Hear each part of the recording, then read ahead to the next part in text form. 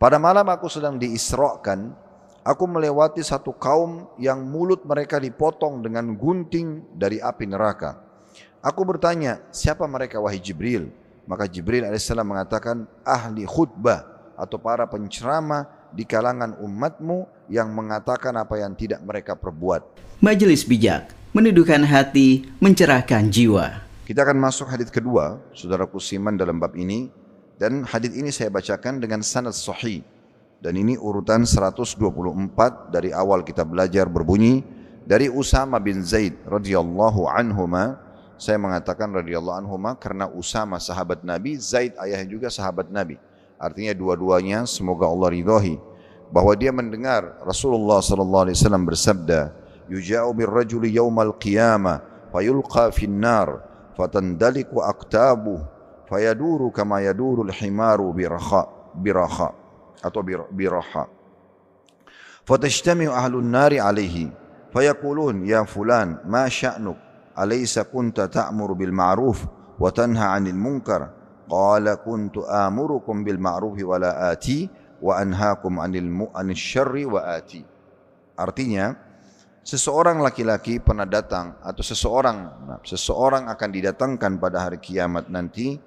Lalu dia akan dicampakkan ke dalam neraka atau dilemparkan dengan sangat keras dan usus-ususnya keluar dengan sangat cepat.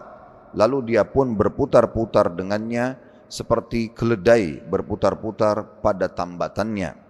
Lalu penduduk neraka pun mengelilinginya seraya mereka berkata, "Wahai fulan, ada apa denganmu? Bukankah kamu dahulu di dunia beramar ma'ruf dan nahi mungkar? Engkau menyuruh kami berbuat baik dan melarang kami dari perbuatan jahat." Dia menjawab, "Aku beramar ma'ruf kepada kalian atau menyuruh kalian berbuat baik, sementara aku sendiri tidak melakukannya. Dan aku bernahi mungkar, melarang kalian dari perbuatan salah kepada kalian, agar kalian meninggalkannya, sementara aku sendiri melaksanakannya atau melanggar apa yang aku sampaikan." Hadits ini seperti biasa, saudaraku siman, kita coba mengorek mutiara ilmunya. Yang pertama, adanya bagian dari mukjizat Nabi Muhammad SAW. Ini pernah kita singgung di awal-awal kita membedah buku kita ini. Mukjizat adalah sesuatu yang Allah berikan kepada para nabinya untuk menguatkan dakwah mereka. Dan biasanya sesuai dengan kondisi dan keadaan. Kalau yang terdekat misalnya Nabi Musa alaihissalam, di masa itu terkenal sekali mereka percaya dengan dukun-dukun. Dan sihir. Maka Allah datangkan mukjizat Nabi Musa mirip seperti mereka tapi mengalahkan mereka. Seperti tongkat dilempar bisa menjadi ular, mengalahkan sihirnya para penyihir. Begitu juga tangan yang dimasukkan ke dalam kantong atau dibawa ke tiak beliau. Kemudian kalau diangkat keluar cahaya yang sangat terang.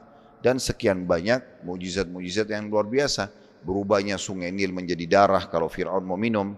Adanya katak yang datang dan serangga yang datang untuk menyerang wilayah Fir'aun, dan mereka tidak bisa mendapatkan solusi kecuali minta tolong pada Musa, dan Musa alaihissalam berdoa kepada Allah agar dihilangkan dan hilang, dan sekian banyak mukjizatnya.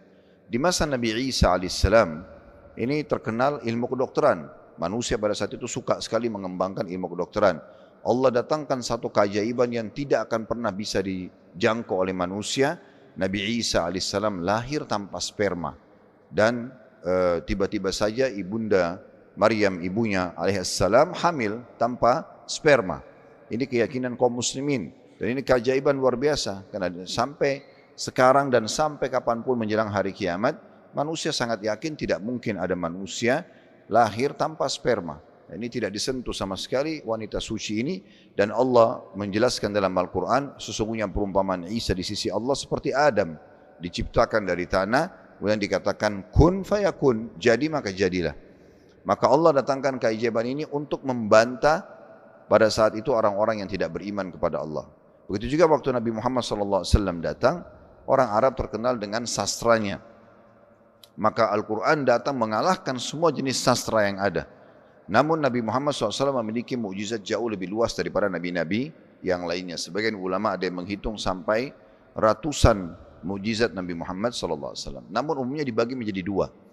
Yang pertama informasi yang Nabi SAW sampaikan, dan ini juga ada tiga bagian. Yang pertama ini adalah informasi tentang sesuatu yang sudah terjadi di masa lalu.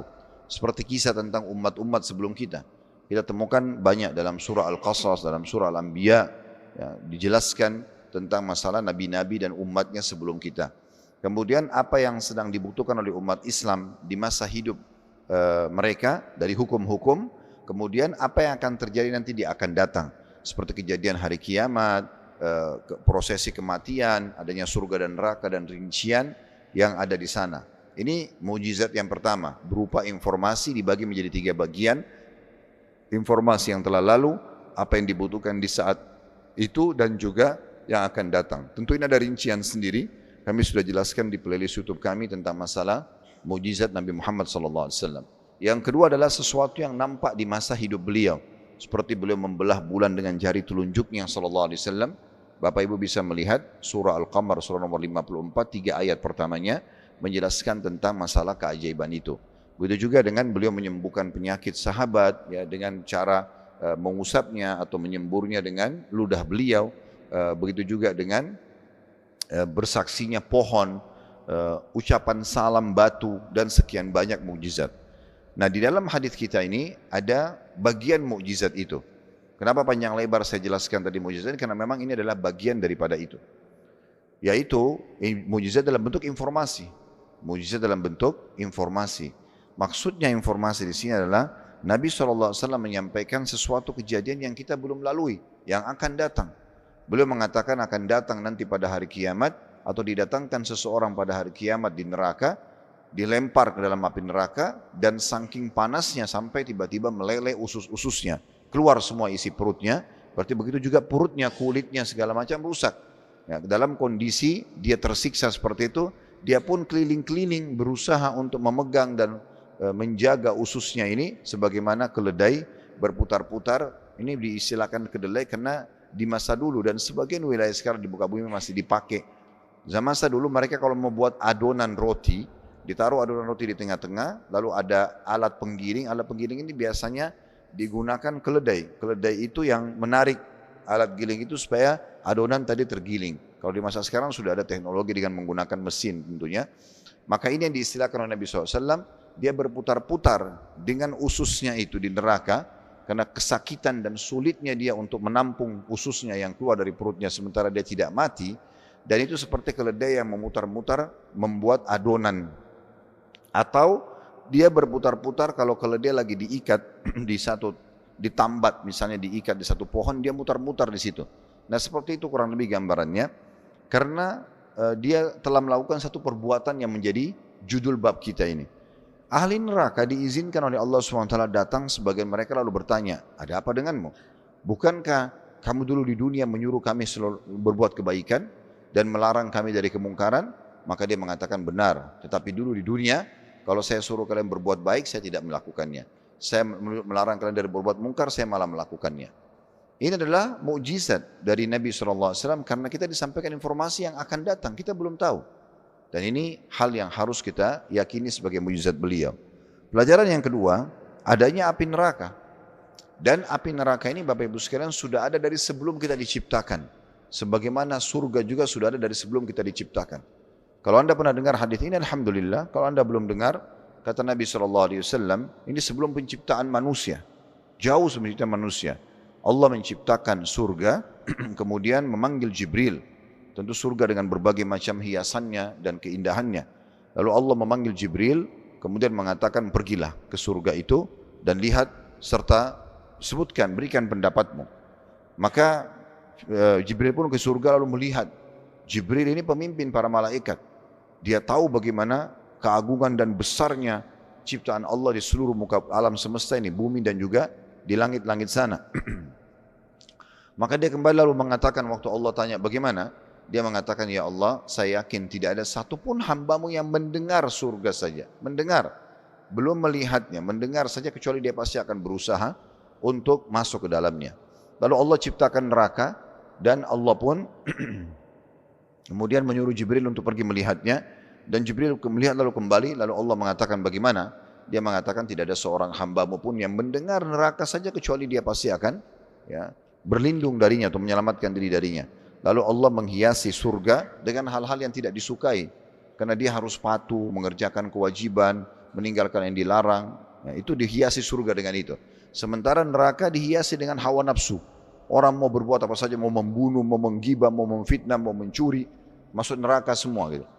Maka kemudian Allah suruh Jibril lihat yang kedua kalinya. Setelah Jibril kembali, Jibril mengatakan setelah lihat surga, ya Allah, aku tidak menyangka ada hambamu yang bisa masuk ke dalam surga dengan ujian seperti ini. Banyak perintah dan larangan.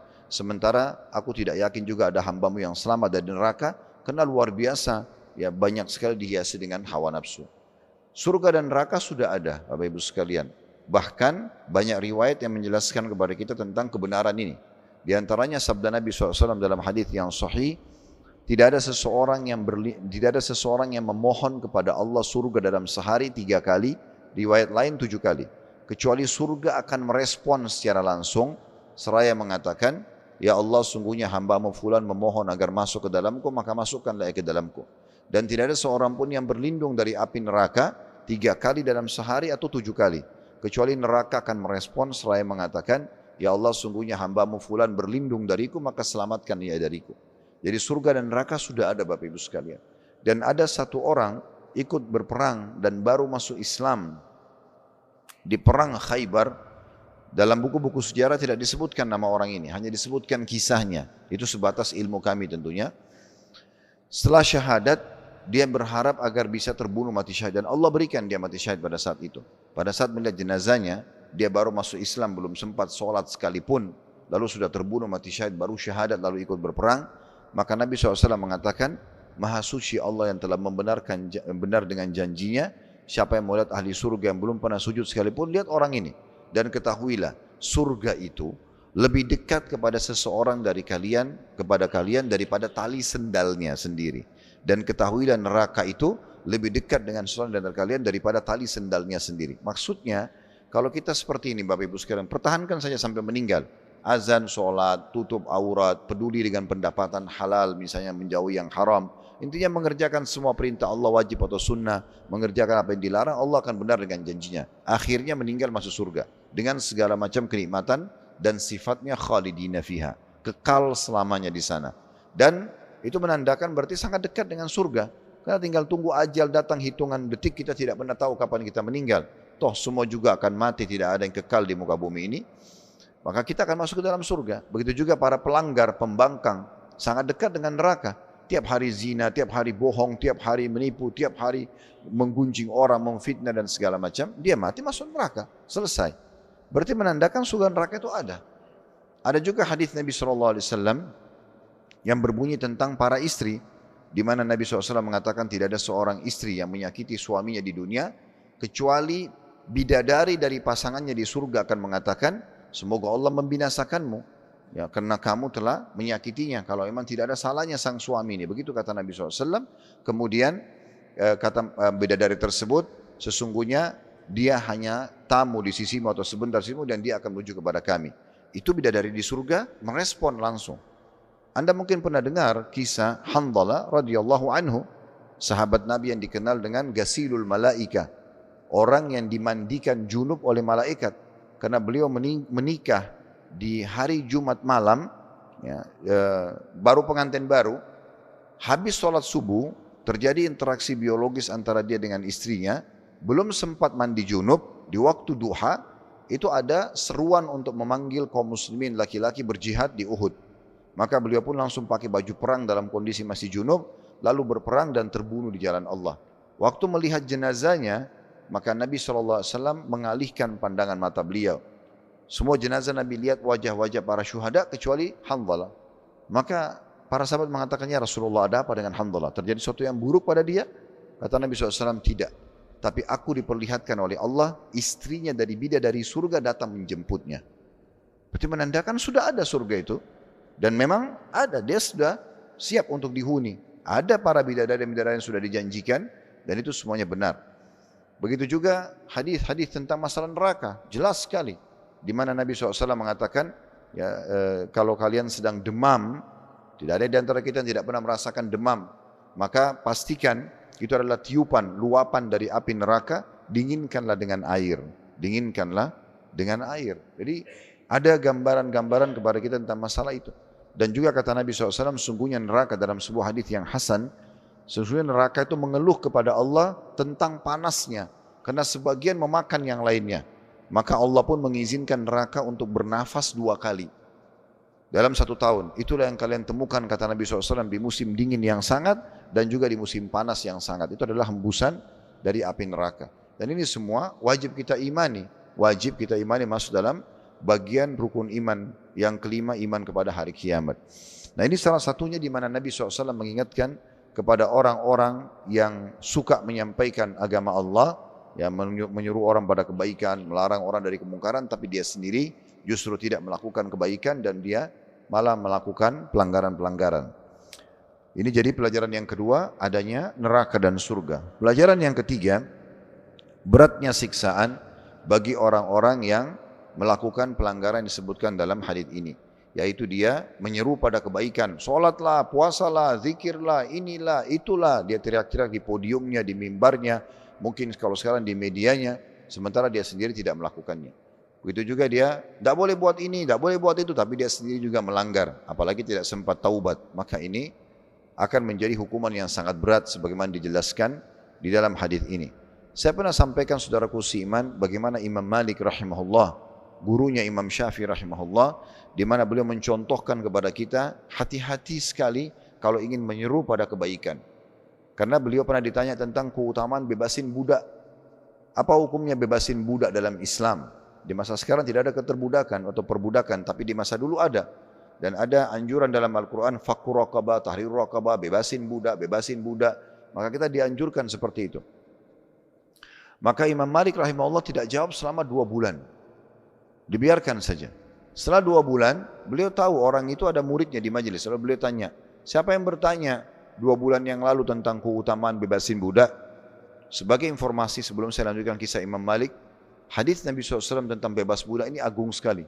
Kata Nabi SAW, tidak ada seseorang yang membebaskan saudaranya muslim yang dalam keterbudakan, kecuali Allah jadikan setiap anggota tubuh yang budak dibebasin itu penyelamat bagi orang yang membebaskan dari api neraka. Setiap anggota dengan anggota, mata dengan mata, telinga dengan telinga, tangan dengan tangan, kaki dengan kaki. Kata Nabi SAW, bahkan kemaluannya dengan kemaluannya. Jadi kalau bebasin 1 orang, maka akan selamat dari api neraka. Maka ini bisa menjadi sebuah keutamaan. Imam Malik lalu menjelaskan semua itu dan berbagai macam hadis pada saat itu. Lalu orang itu bertanya, kenapa anda baru jawab sekarang wahai imam? Setelah 2 bulan. Kata Imam Malik memberikan kita pelajaran luar biasa. Beliau mengatakan, karena selama 2 bulan saya kumpulin uang dulu. Saya kumpulin duit dulu. Untuk cukup supaya bebasin budak. Saya beli budak di pasar, saya bebasin, baru saya ajarkan kepadamu. Begitu luar biasanya mereka menjaga masalah ini. Walaupun sebagian ulama membolehkan saudaraku seiman dalam beberapa keadaan. Maksudnya di sini, contoh kalau ada orang dai belum menikah, apakah dia boleh membahas bab nikah? Atau ada orang rumah tangganya langgeng, apakah boleh dia membahas tentang masalah bab perceraian misalnya? Atau dia pernah cerai, kemudian apakah boleh dia bahas tentang bab perceraian contohnya? Nah ini contohnya. Atau ada orang tidak dalam bab nikah dia tidak poligami, tapi dia bahas tentang masalah poligami misalnya. Atau ada dai belum pernah haji, kemudian dia bahas tentang haji. Apakah ini boleh? Jawabannya boleh. Selama memang dia punya uzur. Misalnya memang dia belum bisa pergi haji. Kalau anda pernah dengar nama ini, alhamdulillah, seorang ulama dari Spanyol namanya Ibnu Hazm. Ibnu Hazm rahimahullah satu-satunya ulama kaum muslimin yang memfatwakan sa'i itu, jalan antara Bukit Safa dan Marwa di Masjidil Haram, itu bukan hitungannya Safa ke Marwa sekali. Tapi Safa ke Safa baru dihitung 1 kali.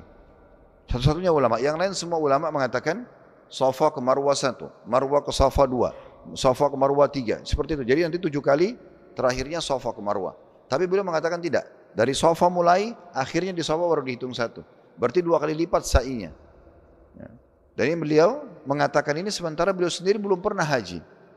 Makanya ulama mengatakan semoga Allah merahmati Ibnu Hazm karena dia belum pernah melihat sa'i. Sehingga dia pun memfatwakan seperti ini. Ini dibolehkan karena dia punya udzur. Waktu itu jarak Spanyol ke Mekah jauh sekali. Dan banyak halangan-halangan di jalanan sehingga beliau belum bisa melakukannya. Tapi yang dimaksud dalam hadis kita ini Bapak Ibu sekalian adalah orang yang memang suka kuar-kuar sana sini, mengajak-ajak orang pada kebaikan dan melarang dari kemungkaran, tapi dia sendiri tidak melakukan itu. Saya melihat ini, ya semoga Allah selamatkan kita, ada orang yang menjadikan dakwah itu sebagai profesi saja, bukan sebagai tujuan menyebarkan agama Allah. Makanya kita bisa lihat bagaimana efek daripada dakwah itu sendiri. Ada orang yang dakwanya menyebar luas dan berbekas bagi orang, itu karena keikhlasan. Ada orang yang berdakwah, mungkin dikenal retorikanya bagus, orang banyak puji, tapi tidak berbekas. Terbukti jemaahnya tidak berubah misalnya. Nah ini semua tergantung daripada kadar bagaimana dia menjaga hubungan dan keikhlasannya kepada Allah subhanahu wa ta'ala. Apalagi dia menjadi seorang praktisi. Kalau Bapak Ibu misalnya menyampaikan tentang sholat 5 waktu, keutamaan sholat berjamaah, dan Anda sendiri praktisi sholat 5 waktu, pastikan akan berefek kepada orang, walaupun retorika Anda sederhana. Lalu ada orang belum pernah sholat 5 waktu di masjid, lalu dia memfatwakan, membaca tentang masalah sholat 5 waktu di masjid dan motivasi umat Islam, laki-laki terutama untuk sholat di masjid, maka tidak akan berefek. Karena praktek ini akan mendatangkan keberkahan.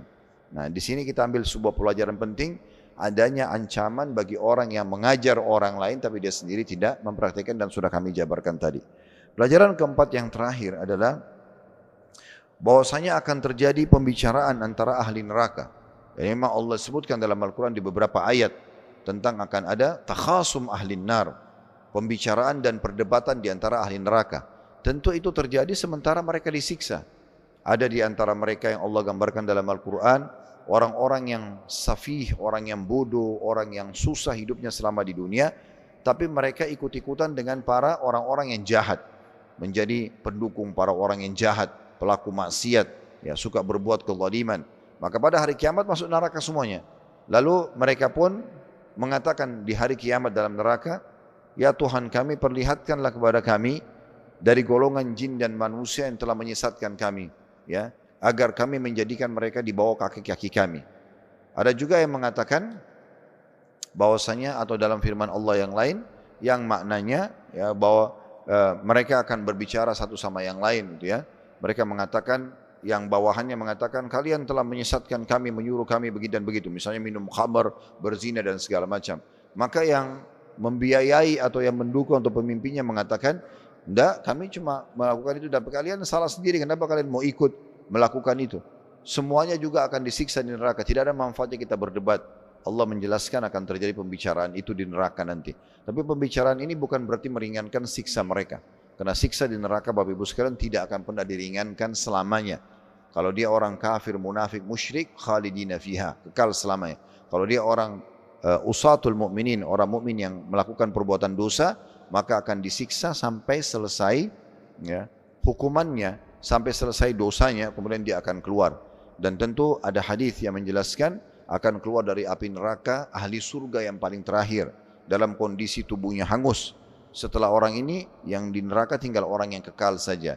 Dalam kondisi dia berdiri, kemudian dia jatuh, sampai dia jauh dari api neraka. Akhirnya Allah pun masukkan dia ke dalam surga. Nah ini memang akan ada kejadian tersebut. Ada pembicaraan sebagaimana ahli surga akan berbicara satu sama yang lain. Kalau kita insya Allah bi'idnillahi ta'ala Allah pilih menjadi hamba-hamba yang masuk surga, dan semoga itu terjadi, maka kita akan ketemu, dan Bapak Ibu nanti akan mengenang ini.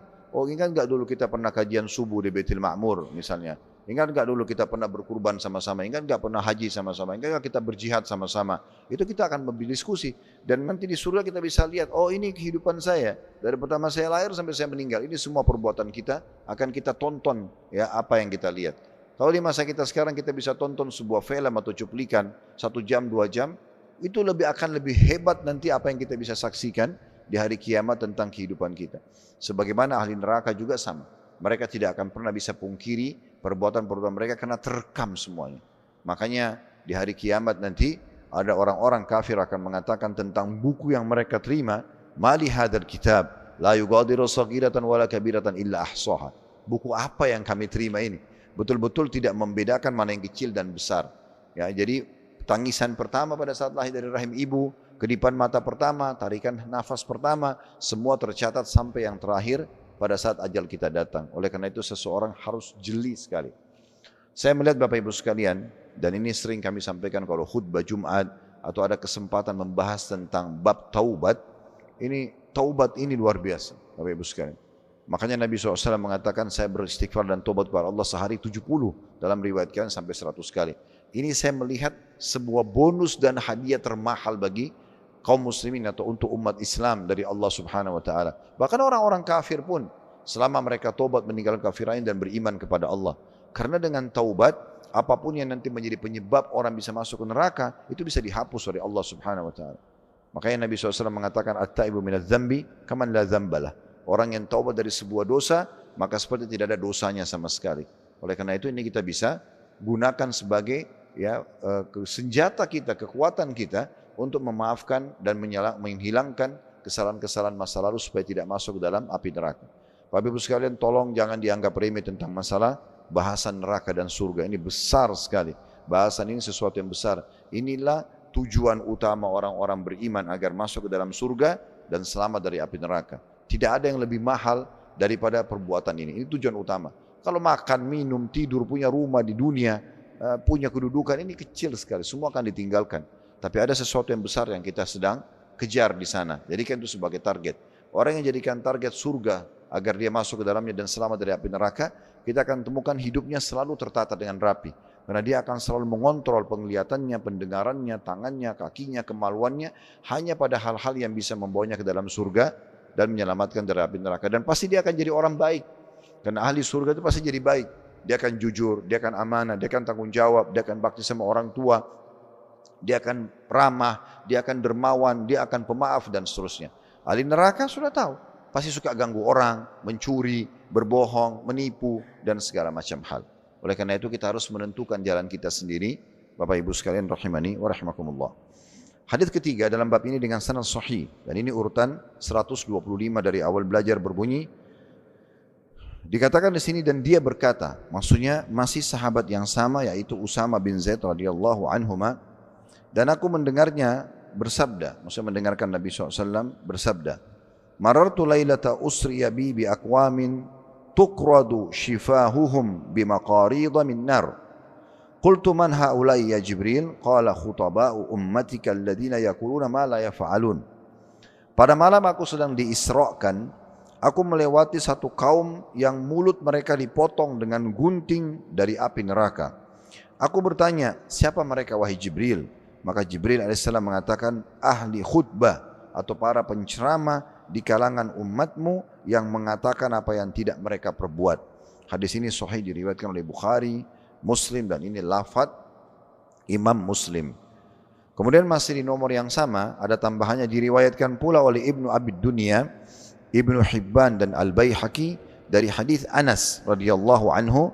Ibnu Abi Dunya dan Al-Baihaqi dalam satu riwayat lain milik keduanya menambahkan wa yaqra'una kitaballahi wa la ya'maluna bihi. Mereka membaca kitabullah Al-Quran tapi mereka tidak mengamalkan isinya.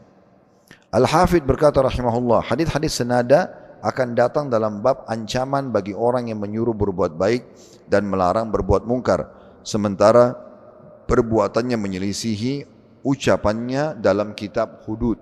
Nanti akan dibahas di beberapa jilid ke depan insyaAllah. Hadis ini memberikan pelajaran kepada kita yang pertama adanya kejadian Isra dan Mi'raj.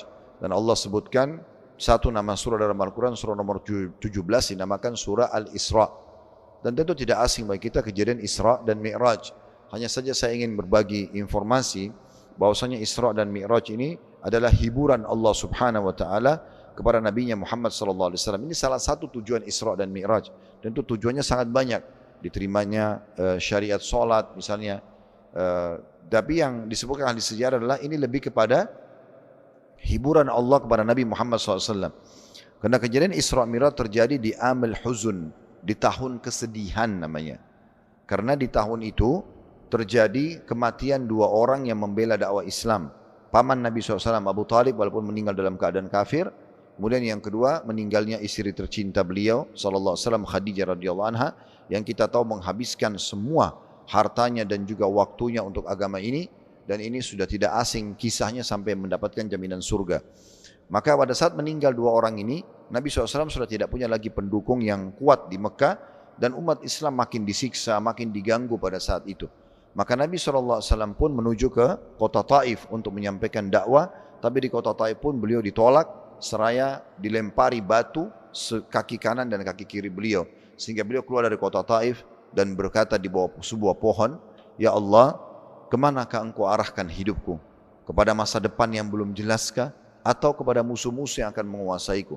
Tapi kalau engkau tidak marah padaku, ya Allah, aku tidak akan peduli." Maka di saat itu karena kesabaran Nabi SAW dalam kondisi keringatan, diusir dari kotanya Mekah, disiksa, kemudian juga ditolak dakwanya di kota Taif dan dia tidak tahu harus kemana lagi. Apalagi jalan dari Mekah ke Taif waktu itu jalan kaki. Maka Allah datangkan Jibril AS, lalu Jibril mengatakan, "Hai Muhammad, sesungguhnya Tuhan mengucapkan salam kepadamu dan ketahuilah bersamaku sekarang ini ada malaikat yang tugasnya mengurus seluruh gunung di muka bumi ini. Semua gunung dia yang pegang di muka bumi. Perintahkan saja agar dia menyatukan gunung-gunung Taif dan Mekah ini sehingga hancur semua kota ini. Ya. Dan dakwamu akan menyebar. Atau kamu bersabar dalam gangguan-gangguan mereka, juga dakwamu akan menyebar." Maka kata Nabi SAW, "Aku akan bersabar. Dan aku berharap mudah-mudahan dari dua kota ini keluar nanti keturunan mereka yang beriman kepada Allah." Dan subhanallah, doa ini dikabulkan oleh Allah Subhanahu wa taala. Lahir dari Abu Jahal, Fir'aun umat ini, Ikrimah bin Abi Jahal radhiyallahu anhu. Sahabat Nabi yang mulia, bahkan terbunuh mati syahid di perang Yarmuk. Dari Umayyah bin Khalaf, majikannya Bilal yang menyiksa Bilal, taruh batu panas di dadanya dan menyiksa kaum muslimin, itu lahir Safwan, ya, yang lahirnya beriman kepada Nabi SAW dan juga banyak kiprah dalam agama Islam. Kemudian juga dari Al-Walid ibn Mughirah lahir Khalid bin Walid, sahabat Nabi yang mulia. Ayahnya kafir, anaknya beriman. Kemudian dari kota Mekah dan beberapa tokoh-tokoh Mekah, dan juga dari kota Taif keluar perawi hadis yang sangat masyhur, ya, yaitu Abu Hurairah radhiyallahu anhu, Abdurrahman ibn Sakhr radhiyallahu anhu, itu keluar dari kota Taif yang tadinya menolak dakwah Nabi sallallahu alaihi wasallam. Di sini setelah kejadian itu, Allah Subhanahu wa taala menghibur Nabi SAW dengan dua kejadian besar. Yang pertama masuk Islamnya jin Nusaybin namanya. Wilayah Irak, ada satu wilayah Irak namanya Nusaybin, ada jin-jin dari sana datang mendengarkan Nabi SAW. Waktu itu mereka pintu langit terbuka, Bapak Ibu sekalian. Sebelum diutus Nabi Muhammad SAW, pintu langit terbuka. Sehingga jin-jin ini bisa naik ke langit dan mencuri informasi dari para malaikat apa yang akan terjadi di bumi gitu ya. Tapi setelah diutus Nabi Muhammad SAW, pintu-pintu langit ditutup. Dan semua pintu-pintu dijaga oleh malaikat dengan panah-panah api. Salah satu fungsi bintang-bintang itu Allah mengatakan, "Waja'alna rujuman lisyayatin." Dalam surah Al-Mulk, kami jadikan bintang-bintang sebagai rujum, alat pembakar syaitan-syaitan itu. Jadi malaikat memanah mereka. Maka jin-jin ini mencari informasi. Ada apa ini? Kenapa pintu langit ditutup? Mereka keliling-keliling di muka bumi. Mereka akhirnya menemukan Nabi Muhammad SAW sedang membaca Al-Quran. Ya. Maka mereka pun datang mendengarkan dan Allah gambarkan dalam Al-Quran. Akhirnya mereka beriman. Dan mereka mengatakan inilah sebabnya kenapa pintu langit ditutup setelah diutusnya Nabi terakhir ini. Itu kisah masuk Islamnya jin Nusaybin. Yang kedua kejadian Isra dan Mi'raj, di mana beliau melakukan perjalanan yang sangat luar biasa, spektakuler, jalan dari Mekah menuju ke Baitul Maqdis, ya, yang dulu itu di waktu itu dipakai 2 bulan dengan penunggang kuda yang terkuat dan kuda yang terbaik.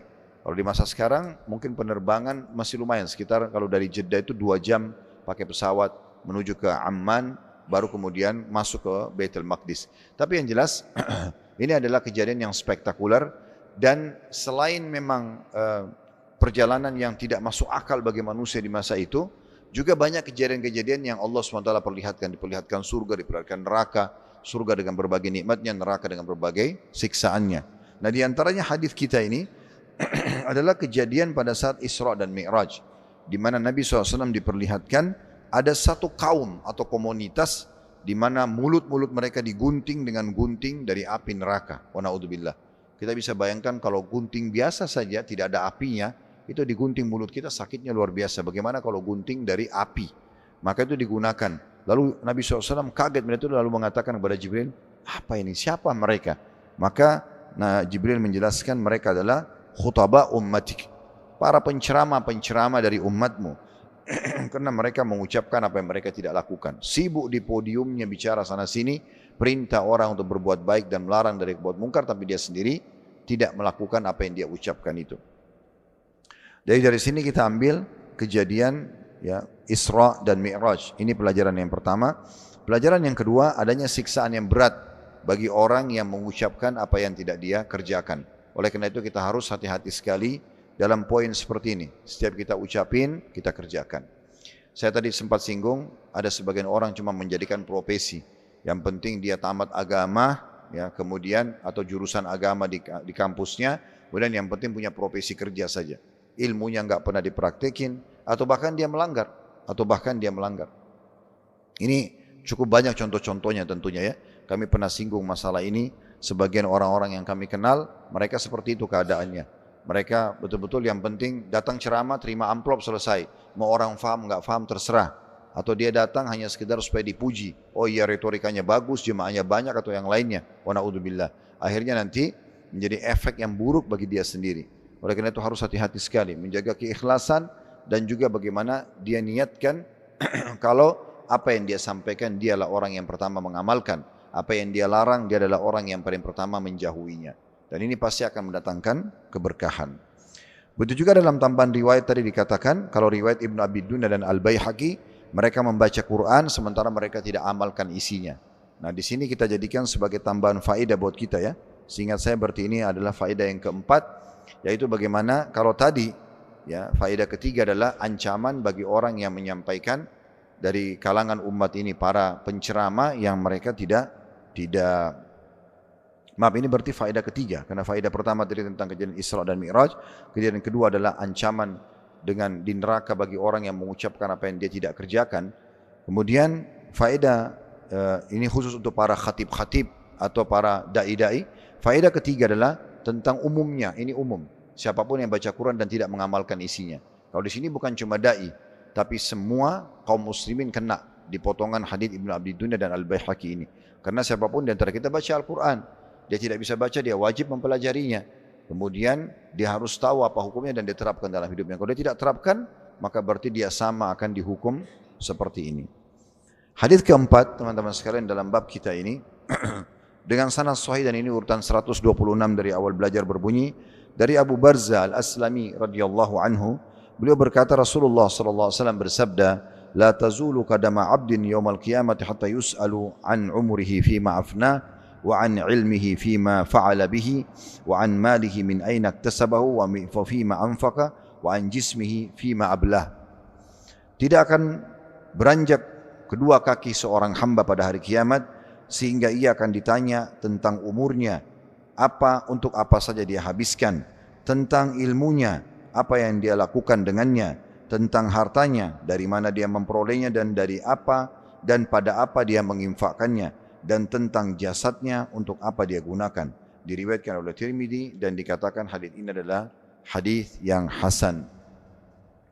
Saya juga membaca sekaligus riwayat-riwayat ini atau riwayat yang sesudahnya, riwayat nomor 5, karena semakna. Lalu kemudian kita tutup pertemuan kita ini dengan menjelaskan hadis-hadis yang mulia ini.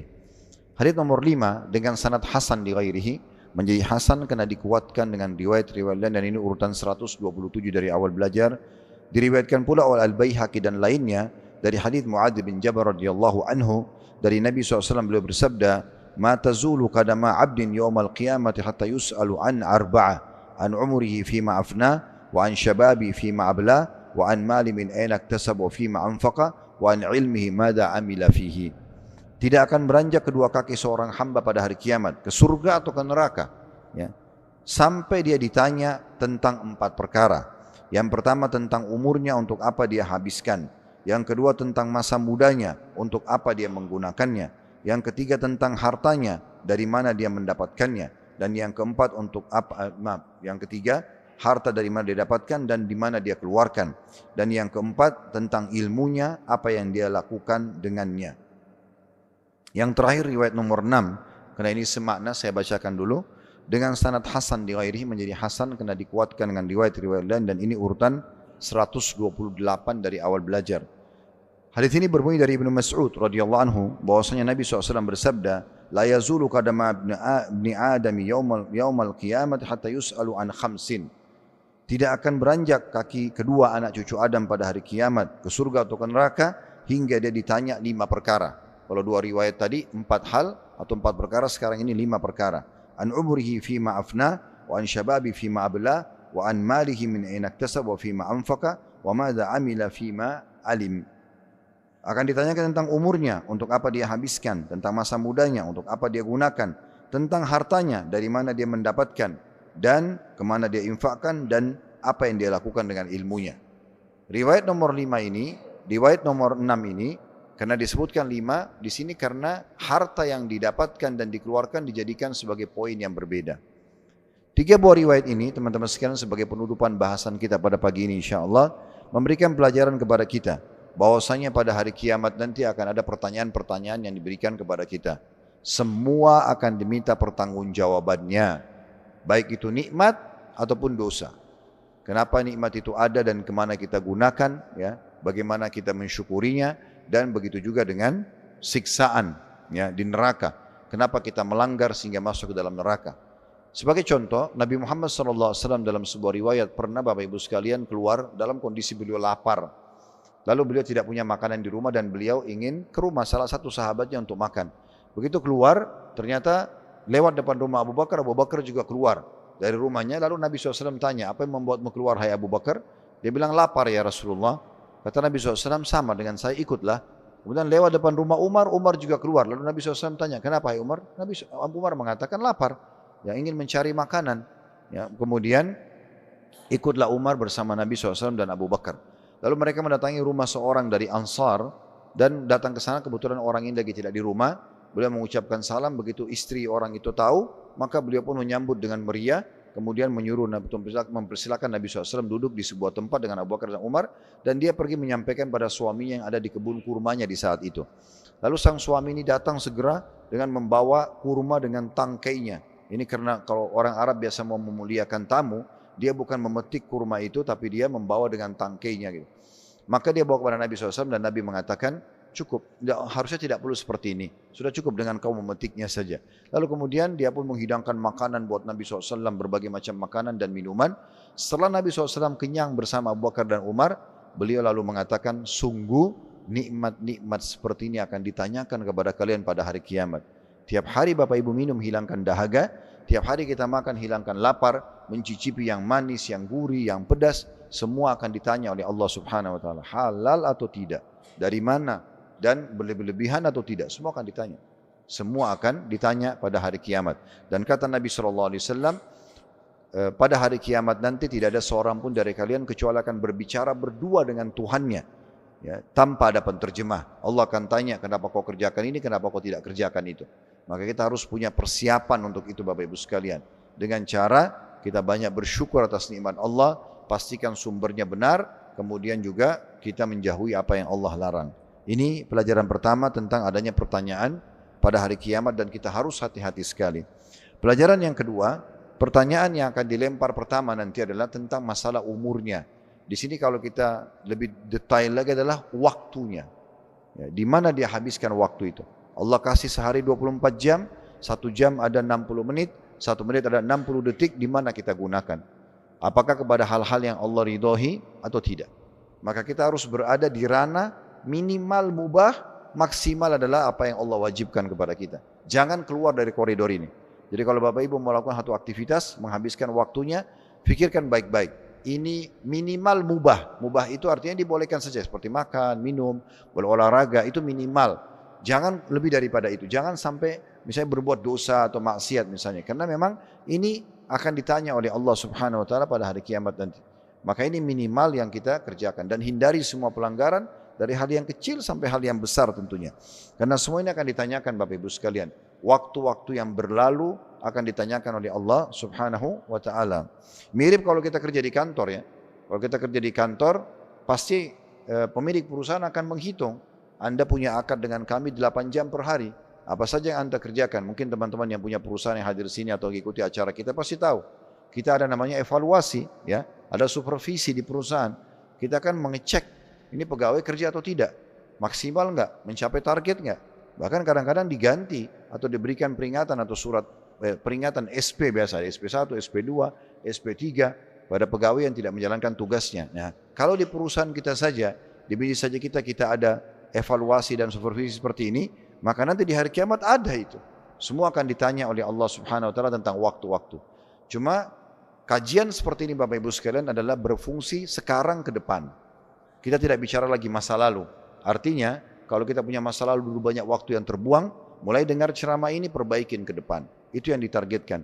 Dan kita tadi sudah sebutkan ada satu pintu yang bagus, yaitu pintu taubat, bertobat kepada Allah kalau ada waktu-waktu yang tersia-sia yang lalu, sekarang kita tutupin ke depan dengan hal-hal yang baik. Pelajaran ketiga adalah pertanyaan kedua yang akan ditanyakan tentang ilmunya, di mana dia amalkan. Ya, ini di hadis nomor 4, sementara di hadis nomor 5 dan 6 ilmu ini dijadikan urutan yang terakhir. Tapi di sini bukan sedang membahas urutannya, yang penting pertanyaannya. Maksudnya Bapak Ibu dengarin sekarang hadis seperti ini, 1 jam kurang lebih kita ceramah tentang masalah tidak boleh mengucapkan apa-apa yang tidak kita kerjakan, atau kita melanggar apa yang kita larang kepada orang lain, itu akan jadi kena hukuman hari kiamat. Ini bukan hanya sekedar didengar Bapak Ibu sekalian, tapi akan ditanya oleh Allah. Kau kan pernah dengar ini? Kau kan pernah dengar azan? Kamu kan pernah dengar terjemahan Al-Quran? Maka Allah akan tanya, lalu kenapa kau tidak amalkan? Nah ini akan ditanya, ya. Oleh karena itu harus hati-hati sekali. Ilmu ini harus diamalkan. Pelajaran keempat yang bisa diambil, pertanyaan ketiga, yaitu tentang hartanya. Khusus harta, 2 ditanya. Dari mana sumbernya, kemana dikeluarkan. Izinkan kami mengingatkan kembali, pernah kami sampaikan mungkin kalau nggak salah bulan lalu tentang masalah ini. Sumber pendapatan yang terbaik, ya, dan akan selamat dari pertanyaan hari kiamat adalah sumbernya halal, keluar pada halal. Bapak Ibu kerja halal, punya pendapatan halal dari bisnis, dari pendapatan kerja misalnya, lalu kita keluarkan juga pada yang halal, nafkahi keluarga, infak, sedekah misalnya, bantu orang miskin, silaturahim keluarga, jihad dan segala macam. Ini yang terbaik. Yang kedua, setengahnya pahala, setengahnya dosa. Sumbernya halal, kemudian dia keluarkan pada maksiat, dia pakai berzina, dia pakai judi. Setengahnya pahala, setengahnya dosa. Yang ketiga, dua-duanya dosa. Sumbernya haram, hasil manipulasi data, korupsi, pencurian, dipakai umroh ataupun haji. Ini akan jadi dosa. Ini kata Nabi SAW, tidak ada orang yang menyumbang atau mengeluarkan hartanya pada maksiat kepada Allah kecuali akan menambah dosanya. Walaupun dipakai umroh atau haji atau nafkah buat keluarganya. Yang terakhir, yang keempat, yang paling buruk, sumbernya haram dari hasil curian dan manipulasi atau korupsi, lalu dipakai haram lagi, dipakai zina dan dipakai judi. Ini semua akan ditanya oleh Allah Subhanahu wa taala hari kiamat. Kita tidak boleh pelit teman-teman. Jangan difahami di sini, oh berarti saya harus perhitungan. Bukan. Justru kita royal, tetapi pada hal yang dibolehkan. Pada hal yang dibolehkan. Yang terakhir kita tutup, yaitu akan dipertanyakan pertanyaan keempat. Dan ini faedah kelima, tentang masalah jasadnya. Di mana dia habiskan. Di sini juga ada pertanyaan tentang, di hadis yang nomor 5 dan 6, adalah tentang masa mudanya. Di mana dia habiskan. Jadi di sini jasad dan masa muda kurang lebih hampir sama.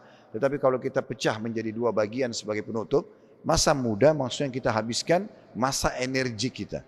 Kita sudah tidak asing, makin bertambah umur mungkin makin lemah, tubuh kita makin lemah, ya fisik kita, dan juga makin lemah fikiran, mungkin seperti itu kurang lebih beda dengan masa muda.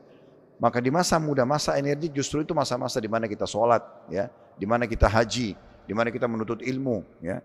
Jangan sampai nanti sudah akhir hayat baru kita mau memperbaiki keadaan kita. Justru harus kita dari awal masa muda. Itu akan ditanya oleh Allah Subhanahu wa taala. Sementara riwayat nomor 4 tadi itu menyebutkan tentang masalah jasadnya, maksudnya selama dia sehat, di mana dia gunakan. Apa saja dia gunakan. Kebanyakan maksiat Bapak Ibu sekalian, ini sebagai penutup bahasan kita, kebanyakan maksiat terbuka justru pada saat jasad lagi sehat dan banyak waktu lowong. Mulailah duduk depan TV, nonton dari tontonan satu ke nonton yang lainnya. Padahal sebenarnya sehat itu dan waktu lowong digunakan harusnya dengan ketaatan atau pada ketaatan kepada Allah Subhanahu wa taala sehingga tidak ada penyesalan nanti pada hari kiamat. Majelis Bijak, meneduhkan hati, mencerahkan jiwa.